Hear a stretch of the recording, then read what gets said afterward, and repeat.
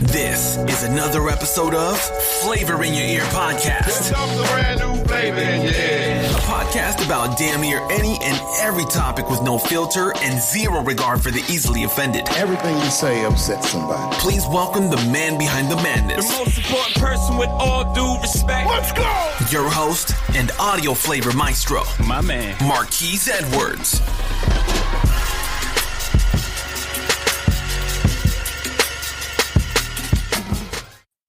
Good evening, good morning, and good afternoon, wherever you are in the world. We are back with another episode of Flavor in Your Ear podcast. And as I continue to travel the world and meet new faces and hear different stories, I have yet another guest for you all's enjoyment today that I feel like we all feel like everyone can help everyone with knowledge. We on this show are open to a variety of knowledge and ways to improve our lives, be better, inspirational, educate, elevate, and entertain at the same time. So today I present to you all Liam Naden, and he is the author of The Secret of Success, Using Your Brain the Right Way. So last I checked, we all do have a brain. So I said, you know what? I feel like Liam would be a good fit for the show because last I checked, all of us human beings have brains, and there's always something that we can do to improve and help our brains with a healthy brain. So before I introduce him, I'd like to say thank you, Liam, for making yourself available. Thank you for your time. We always appreciate your time to make these things happen. So without further ado, may you just tell us a little bit about yourself before we get into our conversation. Sure, Keith. Yes, well, I've spent the last few years of my life researching why we get the results we do in our life. And it came about because I'd really been studying success and probably like you and many of your listeners trying to figure out how could I make my life the best life possible. Mm-hmm. So for decades, I've been really studying everything and going to lots of courses, seminars, and trajectory and motivation and all sorts of different techniques. And I thought, pretty good at success. And I was very successful in business. I had quite a few separate businesses. I did well financially, I was doing health-wise, and thought I was doing okay relationship-wise. But something really weird happened in my mid-40s. I lost everything. I became homeless, had to move in with my mother and to a small flat. I lost all my friends, I lost everything. And I thought, amongst all the hell I was going through, I thought, why is this happening to me when I know so much about success? This shouldn't happen. Right. I'm an expert in success. So when I put my life back together, I noticed things were happening in a very different way. And things were a lot better than they'd ever been. And that is the basis for really helping people understand and coaching and helping other people understand how we get the results we do in our life. Because you said something before you introduced me, you said we've all got a brain. Mm-hmm. And that is true. But the other interesting thing that's true is almost all of us have problems in our life. Mm. But what I found was, my life, and it sounds really weird to say this, and people think, I'm just being smart or, I'm just making it up. But I actually found out I really didn't have any problems or stress, which was very different before. And it wasn't that I was taking some strange substance that made all my problems go away. But what I found, I had to figure out what was different. Why was my life flowing a lot more easily? Why was I enjoying life a lot more? Why was I achieving things I really wanted to achieve and a lot more and living my dreams actually? And it wasn't stressful and it wasn't full of problems. And what that led me to discover in my research is that it is to do how we use our brain. And the problem, if you forget the pun, the problem is for nearly all of us is we've never been taught how to use our brain. Now that's really weird when you think that it's the most infinite powerful machine that exists on the planet. And many, many scientists and researchers, if you ask who've looked into the brain and studied it, can't believe just what an amazing machine it actually is. It has the computing power of 500 trillion computer microprocessors. It's far more powerful than anything else that exists in the universe. And yet And, we're taught how to drive a car, we're taught how to use a computer, we're taught how to use any other machine. Mm-hmm. But the most powerful machine in the world, in the universe, we're never taught how to use it. And if you use it the wrong way, what happens? You have problems. If you use your car the wrong way, you're going to have problems. You're going to have a bumpy ride if you can get it going at all, and it's going to break down and cause you all sorts of problems. Don't look at your problems with it and say, this shouldn't happen. You go, I've been doing something wrong with it. That's the cause of the problem. It's not natural for a car to have problems. But somehow we've been led to believe that it's natural for us to have problems, when really all that it's a sign of is that we're using our brain, using this machine, we're using it in the wrong way. And if you know how to use it, you actually find that your problems, again, it sounds a bit wacko, but your problems sort of melt away, and you find you're living a life in a different way where problems are not a natural part of your everyday life. So I think this is important stuff for people to know, and I really wish we'd all been taught it from a young age. But that's my mission, is to help people really understand that problems aren't a natural part of your life, and that can be proven biologically and scientifically as well. But problems are just a sign that you're really doing something wrong. You're not using the machine of your brain the right way. And if you can figure out how it is supposed to work, how it's really supposed to work, then your life's going to take on a much easier, more enjoyable dimension, and you're actually going to be living the life you're supposed to live, and you're going to feel fulfilled and happy, which is what I've shown people, and it's been my experience as well. So it's all very exciting. Outstanding. That's a lot. You made some really good points there with, you taught how to drive a car, how to ride a bike, how to play video games, how to cook. But something as powerful as your brain that you really don't, it's kind of like trial and error. You just like, hey, just go make the best of whatever your brain is. And that was a really, really key point. I felt that you highlighted there, which is rather interesting. So with that being said, so I know you talked about the brain and solving problems, right? And like I did say earlier, we all have a brain, and we also all have problems. I don't know anybody that doesn't have problems, right, that we want to eliminate. So when it comes to problem solving, right, you said that you lost everything at a point in your life, right?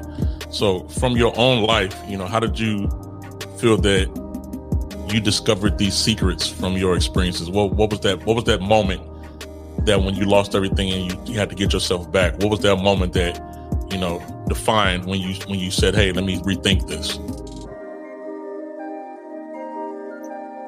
Yeah, okay. Well, the moment is, and this is a really key for understanding how your brain works. If you want your brain to work the right way, you actually have to stop being stressed. You have to stop pushing, trying to figure things out. You have to stop gathering more knowledge and information about your problems. You have to stop focusing on your problems. Because here's the thing about your brain that I discovered. And just really briefly, and I teach this in much more detail in my own podcast, which I have called Using Your Brain for Success. And also I have coaching material as well. But basically your brain has 4 different separate physical parts. And these, scientists know this well. So this isn't sort of some spiritual idea. This is physical biology. We have 4 parts to our brain. And the thinking part of your brain, which is called the neocortex, which is sort of the top of your brain, that contains all of the information that you've gathered in your life. But the problem is, again, I keep using this word problem, but the thing is, that part of your brain is not part of, and it's not the part that really drives your life. It's not your thinking brain. But the problem comes when people try and use their thinking brain to run their life. And so they try and figure things out, and they get all stressed trying to work things out, and they put all this effort and all this stuff in, and they wonder why they have problems and stress. But that is not what that part of your brain is designed to do. That part of your brain is simply there to gather and store information.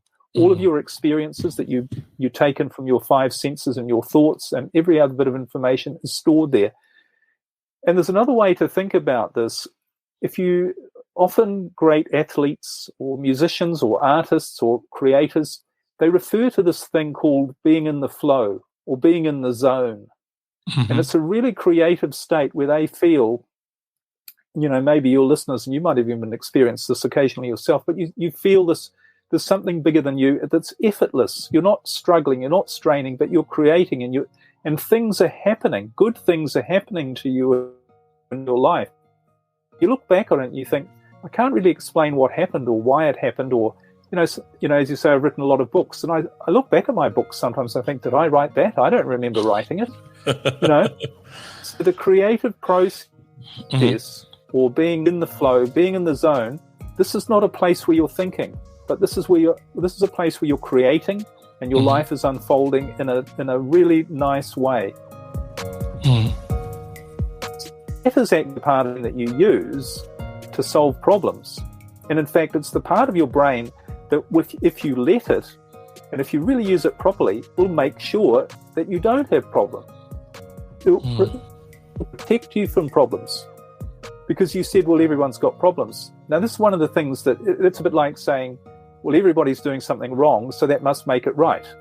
But it's not true, because there are actually people who don't have problems in their life. I'm one of them. And I'm not just saying that. As I say, I tried to figure out what had happened to me. And I realized I'd made this shift that I was not using, because I'd spent the most life this trying better, trying to have goals and struggle and overcome, challenges and all these things. But that wasn't making my life work in a fulfilling way. But when I lost everything, I actually gave up. I remember to myself, I give up. I have no clue on how to get out of this mess. I have no clue on how to make any money, or, because I had businesses before and they all went. Well, I had no idea how to get off my mother's couch. So I literally gave up. And what happens, again, we have this funny thing about giving up, but you're not giving up. You're turning it over to a higher part, the creative part of your 4 physical areas of your brain. And it's the part that's responsible not only for the way your life turns out, but it's responsible for things like your gut feelings, your aha moments, your intuition, and even coincidences. Things come along and you say, how did that happen? This is all your creative brain at work, doing its job. And its physical, biological job is to allow you to have the best life possible, so that you stay your healthiest, your strongest, and your best, so that you contribute to the survival of the species. And the survival of the species is the purpose of all life. So how do you do that? You can only do that by being your best. Right. Your brain to make you your best. But if you use it the wrong way, it's going to create problems. So long and short, that's what I did. And this is what I sort of back-engineered as what had happened. And when I did that, I shifted the part of my brain that was there to do its job of solve problems and get you on track. Okay. And that's what happened. And I still do. Really what people have to, if they want their life to work, you have to get into a place where you allow this infinite machine to do its job without you trying to figure things out and when you get stressed, you block your brain's ability to do this. Like it works a bit in more detail if you like, but that's essentially what happens. Stress, anxiety, fear is a big thing. They block your brains. They're sciencing your brain the wrong way, because they have a purpose, but they're not the parts that are going to solve your problem. It's not the purpose to solve your problems and really give you the life that you want. That's a lot you said there. It's really a lot to take in.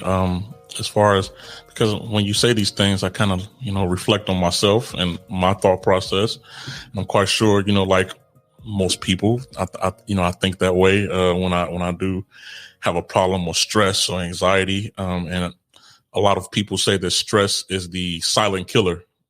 That's what they say, because a lot of people hold in stress, right?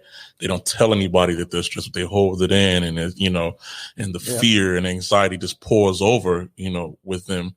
and every single day, even when they look normal, right? They still stressed and things like that. So you highlighting that, I feel is very important as well, just about, the things that can stop your brain from, reaching its full potential and being able to, work in that way. It's very fascinating, to be honest with you, because I never thought about things that way, and you're putting it into a different perspective. So as far as the coaching part of your life, right? So you feel that you can help others in this department, and what do you feel that you can bring to someone else that may be struggling with the brain or struggling with thoughts and struggling with trying to reach success? If they say, "Hey, Liam, I need some help," what could they look forward to when they come to you? Well, the first thing I do is I show them how their brain works. And when people understand this, they realize that all you're doing if you're using it the wrong way is you're blocking your own success. And it's not people's fault. They just don't know this stuff about how their brain works. So they struggle. And when you realize that the more you struggle, the more you create stress, anxiety, and fear in your life, the worse it's going to be, the further away you're going to get from your ideal life. The more you realize that, the more you're willing to let go of all of those things. And the big problem is, and the next thing I work with people, I actually have a process called neurostate rebalancing, which is about rebalancing the state of your brain to allow you to do this. But one of the big things that people realize once they start understanding how their brain works is they ask themselves the question, why so stressed? Why am I afraid? What am I afraid of? Because what's happening when you're afraid or stressed is your brain, and it's not necessarily you, but it's the way your brain machine is working. All it's really doing is telling you that there's something around you right at that moment that is a threat to your survival. Okay? So this is the purpose of fear and anxiety, is to alert you to the fact that there's something around you that is a threat to your survival. And that's good. So naturally, and this is in a part of your brain called the mechanical brain, which looks after all of your automatic functions. And it also looks after your reaction to danger, sometimes called the fight or flight response. Okay, so fear and anxiety, they're good things, but they're only designed to be used when you're faced with an immediate danger, an immediate threat to your survival. But the problem is, for most people, is they've trained their brain to see life in general as a threat to their survival. So they're stressed and worried. A lot of them don't know what they're stressed and worried about, but they're also putting stuff into their brain that tells them that they should be stressed and worried. So they watch the news. They watch everything with doom and gloom, and so what people understand is, firstly, that fear and anxiety are the enemy. They are what is stopping you from leading your ideal life. And whereas they're a good tool to have if,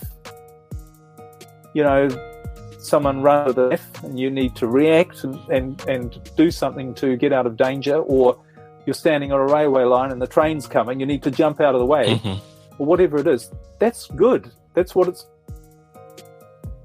not designed to be used all the time. And it's certainly not designed to solve problems and give you insight and awareness and see the big picture on how your life actually is. But what's happening when you're stressed and worried and there isn't an immediate danger is something is going on that believes that there, on some level, that there is a threat to your survival.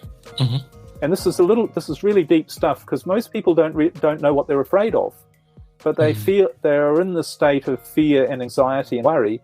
But really, if they were to analyze it, they don't really know why they feel that way.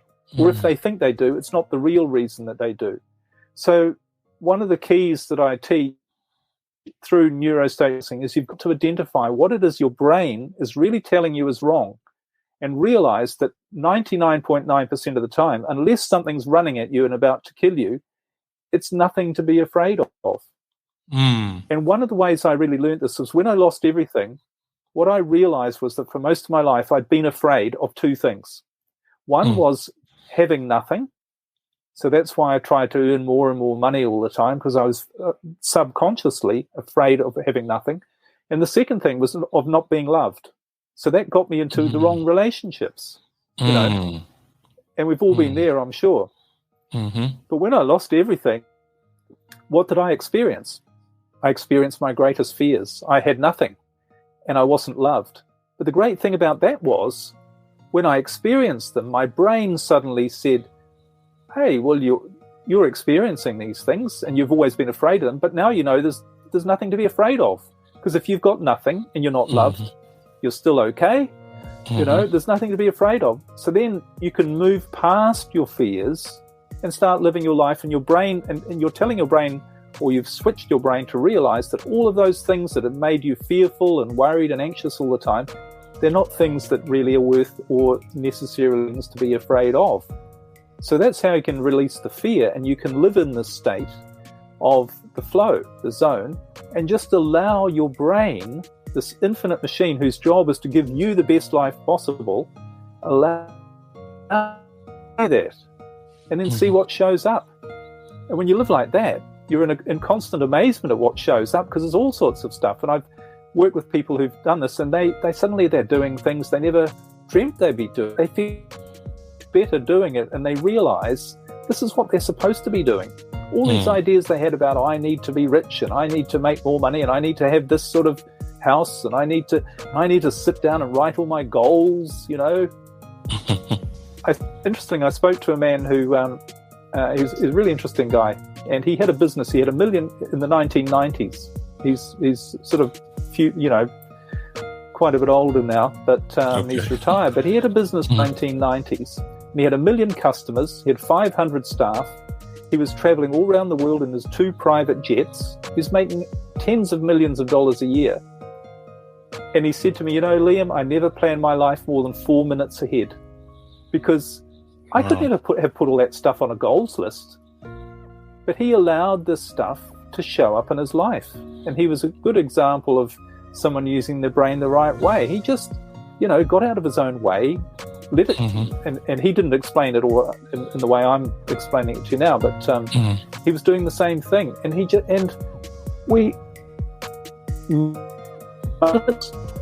we get out of the way, when we let the brain, this infinite machine, this computerized machine, do this job to bring you the best life possible. And it's the best life for you. So, you know what it's like? But your brain does. Your brain really does. And instead of you trying to figure out what you think it looks like based on your limited information that you have in the bridge part of your brain, why not just let an infinitely powerful machine who's already figured out what you want and what's going to really make you happy and knows how to bring it to you, why not let it do that? It's a lot easier and more fun. Yeah. Yeah. So, yeah, that's... You drop a lot of knowledge here, Liam, all the time. So I kind of be in the gaze here, just listening to you, especially about what you said about the guy who say lives, he doesn't, go beyond 4 minutes of living to, with goals and things like that. So you spoke about 2 things that I would probably like you to elaborate just a bit on, right? So you spoke about, having goals and things like that. So are you in favor or against being a goal-oriented person? And that's the first part of the question.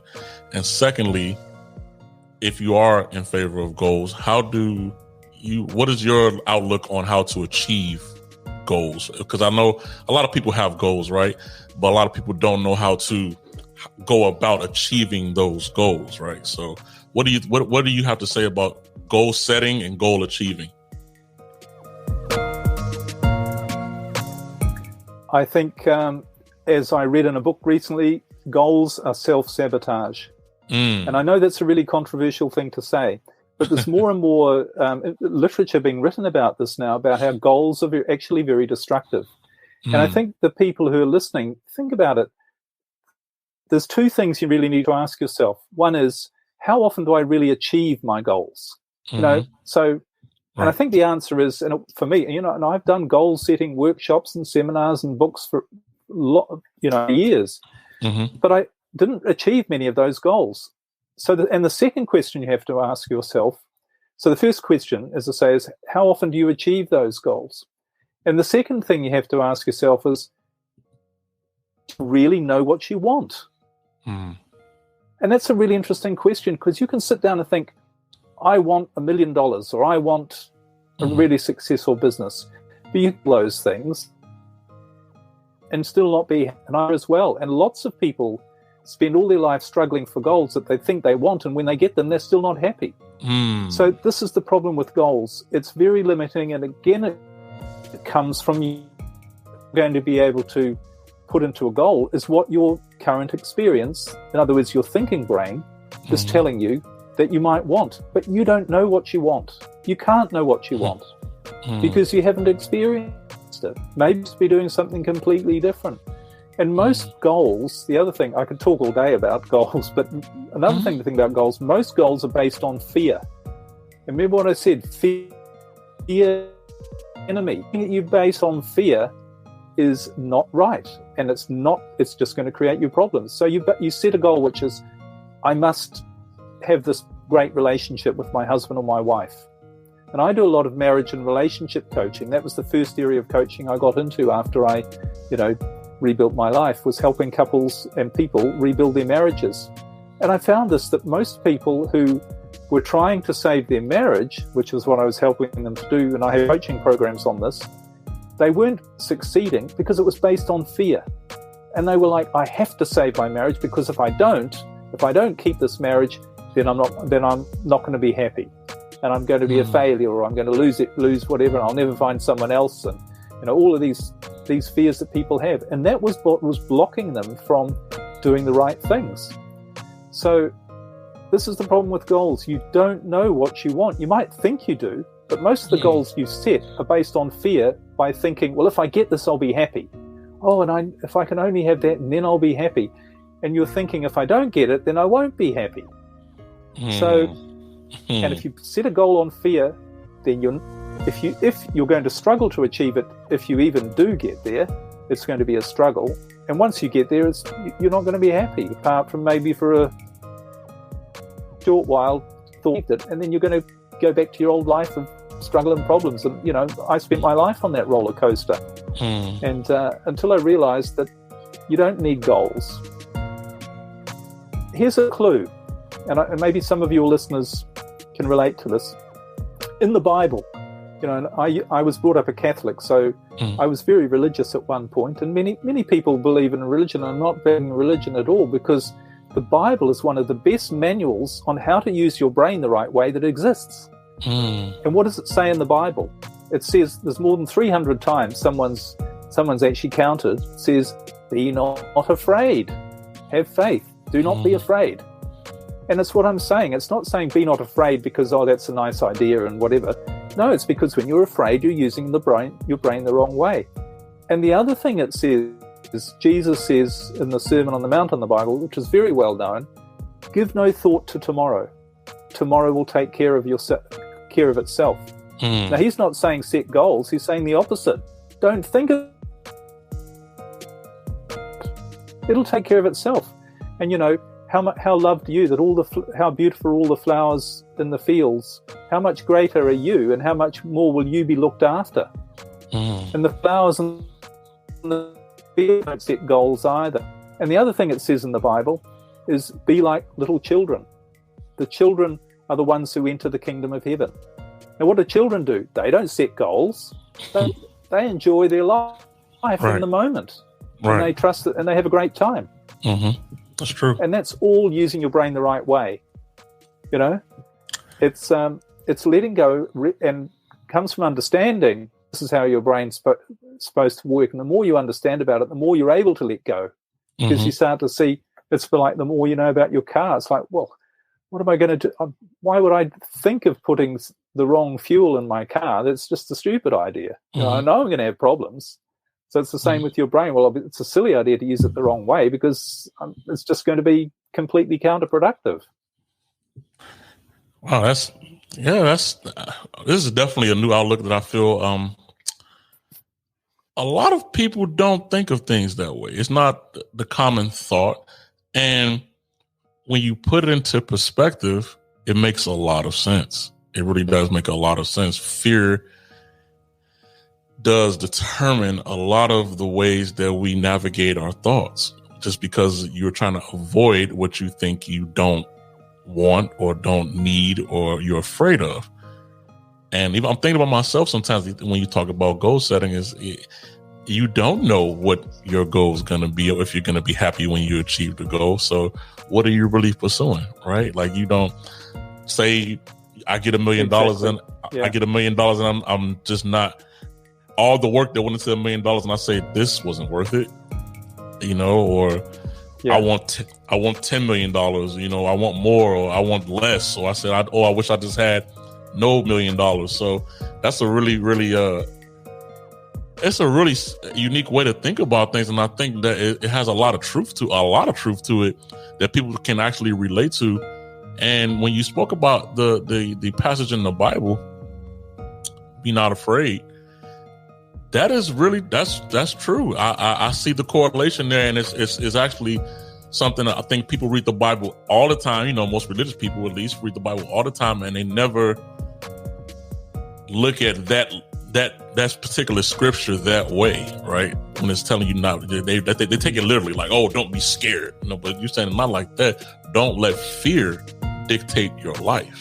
Don't let fear dictate your decision making, which I feel we all are victim to, myself included sometimes, some more than others, which is, man, that's a really huge highlight. So you spoke about not only about, you coaching people, but you say you coach others in marriages and things like that as well, right? So we do have either, people that date or people that are married that are part of our listeners, right? So can you talk about, not any names or anything like that, some of the experiences that you've had as far as the type of problems that you may see in relationships and marriages that you help to,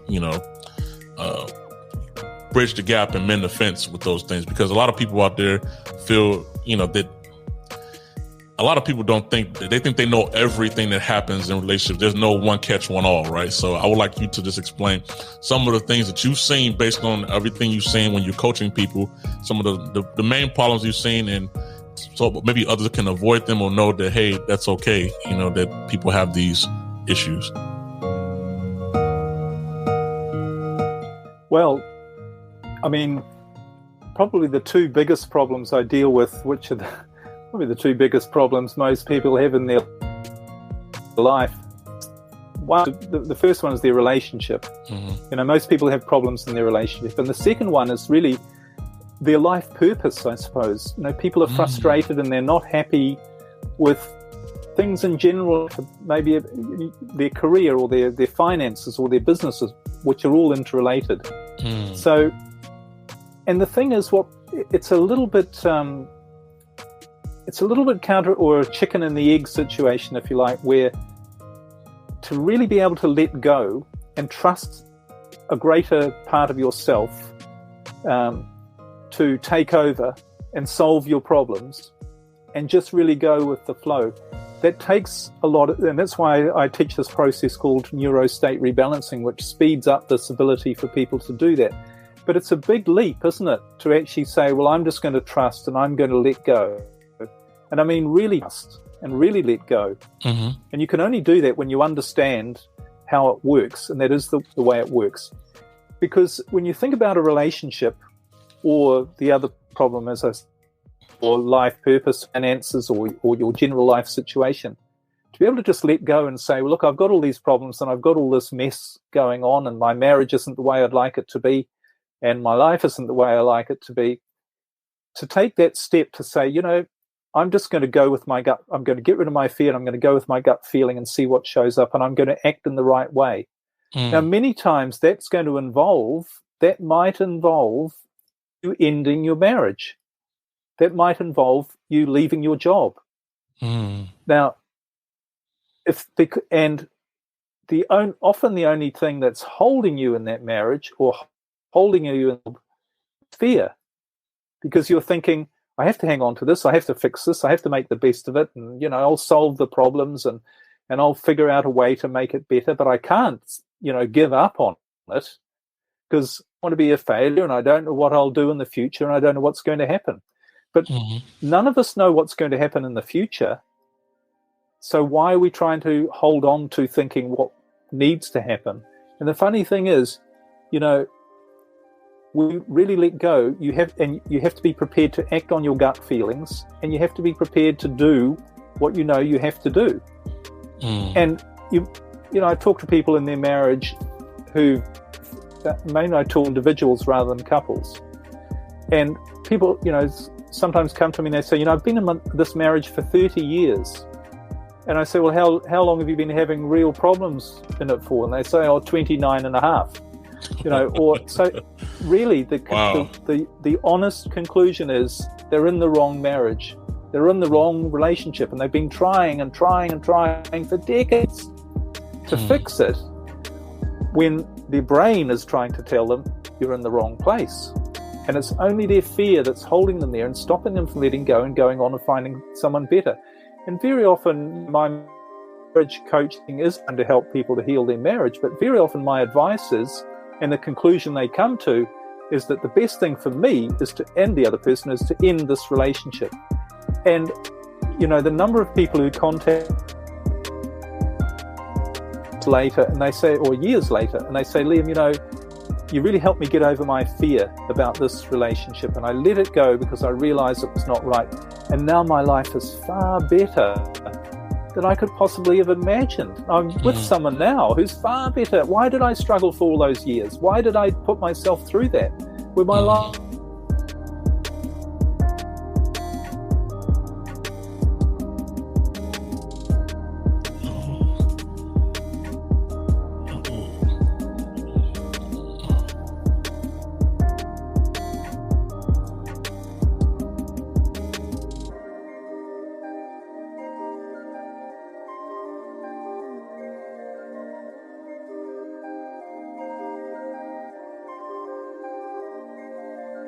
Thanks for tuning in to another episode.